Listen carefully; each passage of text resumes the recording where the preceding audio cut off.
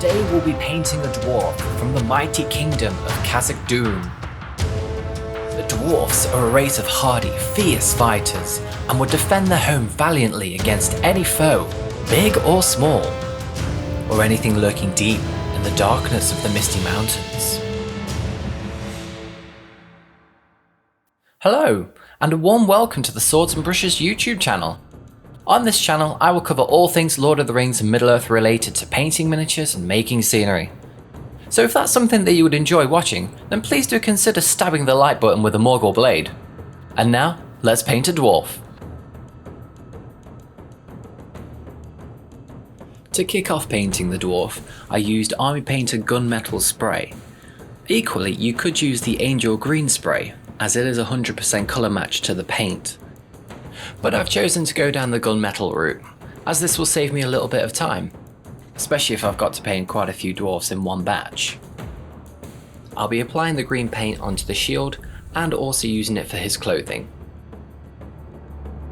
At this point, I'm not really worried if the green paint goes onto the silver, because we will be tidying this up later on anyway. So the important thing is just to make sure that you have all of the green on the cloth. A slightly watered down version of the green paint was then reapplied onto the shield.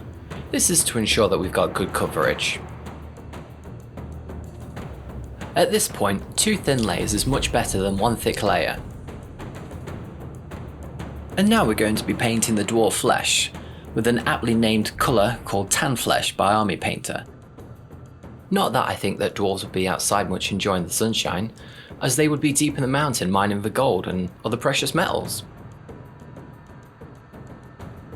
I chose to also paint the hands at this point as well, instead of going for a glove. I feel that this would look better on the miniature anyway at the end. And now we're going to apply just a small dash of colour onto his trousers. For this we'll be using an oak brown paint.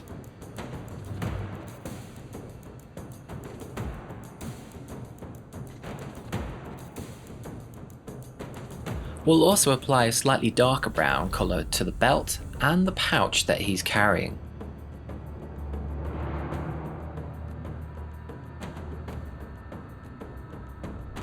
Werewolf fur was used to paint the axe handle. This will also go over the tan flesh paint that we used for the skin earlier, which managed to get onto the axe handle. A base coat of necromancer cloak was also used for the dwarf's boots. It's a nice dark grey colour. My dwarf here is quite aged, so I'm going to give him a slightly pale looking colour for his beard and his hair.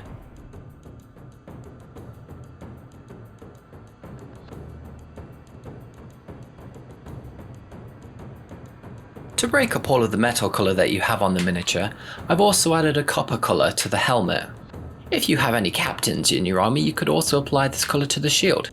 This will differentiate them from the standard warrior troops on the battlefield. A top tip here as well is to not forget to paint the back of your shield like I did here. Make sure you do it. And finally, we will use our gunmetal colour and tidy up any areas of the base coat stage.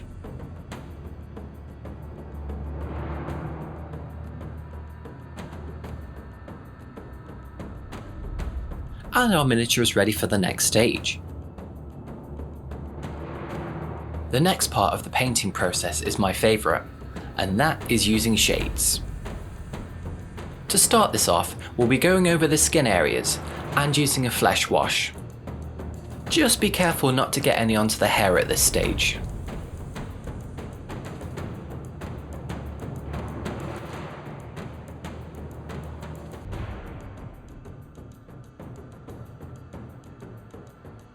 We will also use the same flesh wash for the copper section of the helmet.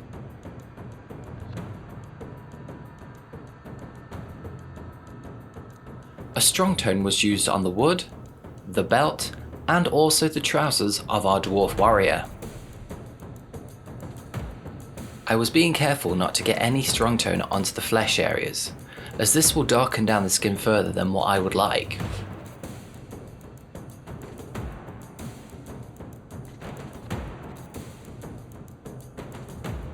And now what's really going to transform this miniature is to use a dark tone on the armoured sections of the dwarf, taking it from a few flat colours into more of a three-dimensional look and feel to the miniature. You can see why this is my favourite stage. We will also apply this dark tone onto the shield, the clothed areas, and the leather boots.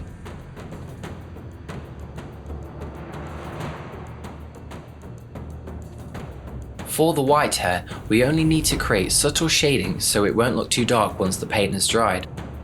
So we will water down the dark tone onto our palette and make it more transparent. Whilst applying this wash to the hair, you will see the paint run down into all the recesses for you.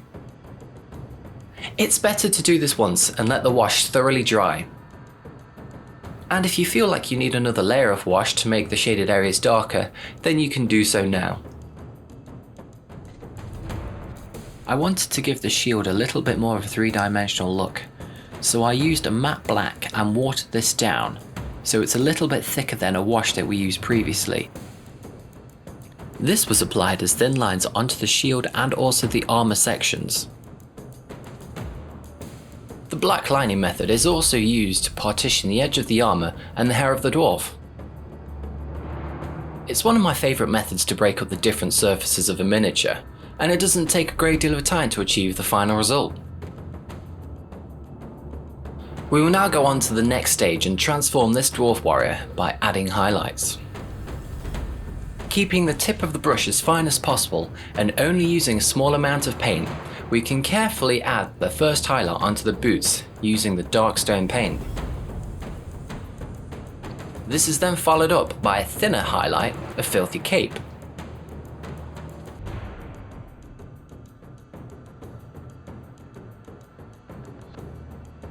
The same process of using two highlights is then used to paint the trousers. Firstly, with fur brown as the thicker of the two highlights, and then this is followed up by desert yellow.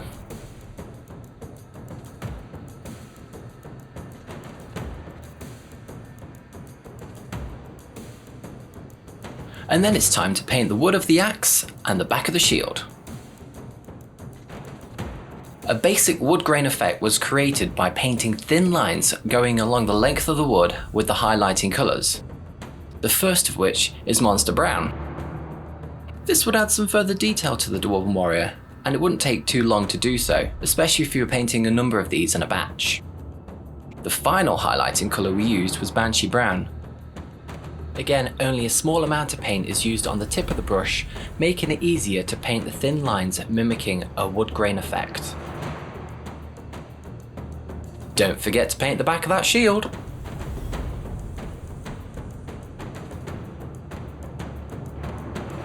The belt and the pouch were given the same treatment as we did for the boots.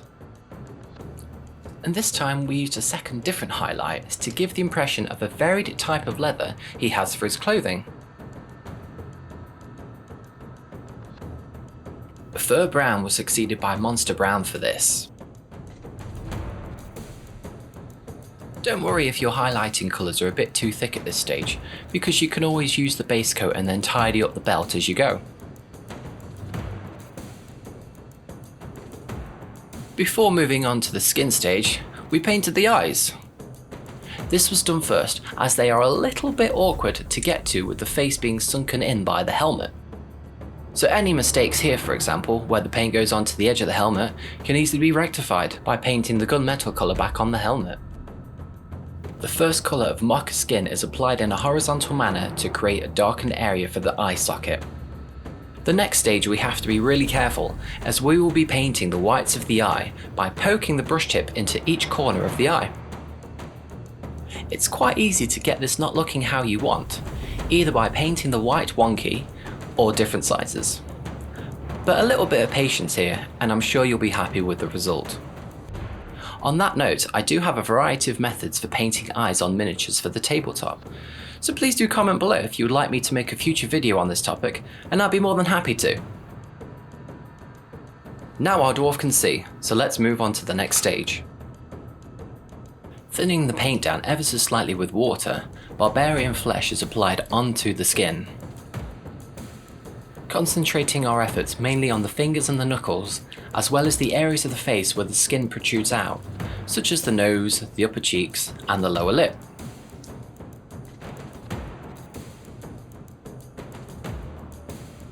I went for a warmer skin tone and heavily watered down some chaotic red paint.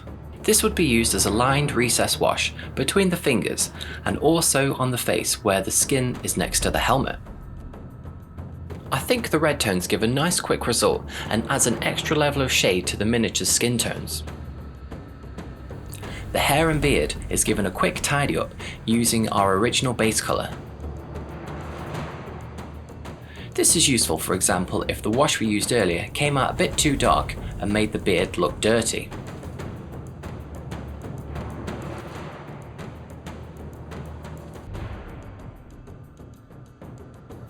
Highlights were then added onto the upper layers of the hair.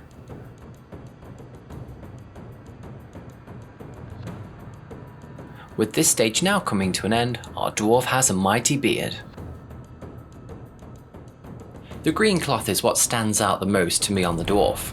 Spending a bit more time on this part is key to the overall look of the army once the troops are all together. Thinning down some green skin paint with water and applying a couple thin layers was the technique for this. I went around all of the cloth once and allowed the paint to dry before doing a second layer. Afterwards, the green skin paint is used once again to highlight the cloth as well as the shield. The final paint we will use for the cloth is mouldy cloves.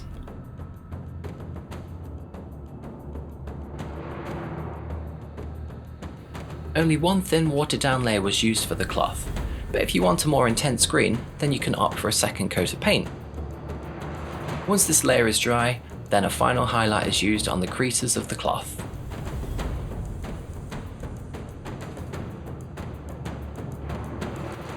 As this dwarf clearly will be fighting a lot of Moria goblins, he will be using his shield to fend off those scuttling foes, so we need to add some easy scratches to his shield. Scaly hide was used to create this by adding thin lines at random angles to represent multiple combats.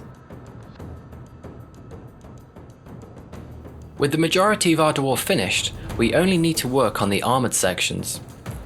The bronze of the helmet was given a layer of weapon bronze paint.